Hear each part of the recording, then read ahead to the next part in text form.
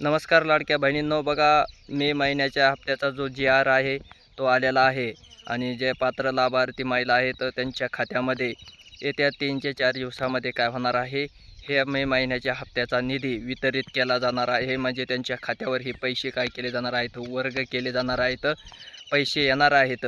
मग हे मे महिन्याचा हप्ता प्रथम कुणाला येणार आहे, कोणत्या महिलेला येणार आहे, तर ज्या कॅटेगरीमधील महिला आहेत, ओपन सोडता सर्व कॅटेगरीमधील महिलांना काय होणार आहे, हे हप्ता वितरित होणार आहे. त्यानंतर ओपनमधील महिलाला काय होणार आहे, ह्या हप्ता वितरित झाल्यानंतर दुसऱ्या टप्प्यामध्ये मे महिन्याचा जो हप्ता आहे तो राहिलेला काय होणार आहे, ओपनच्या महिला आहेत त्यांच्या खात्यावर काय केला जाणार आहे, जमा केला जाणार आहे. कारण प्रथमतः कॅटेगरीच्या महिलांना काय केला जाणार आहे, हा हप्ता वितरित केला जाईल.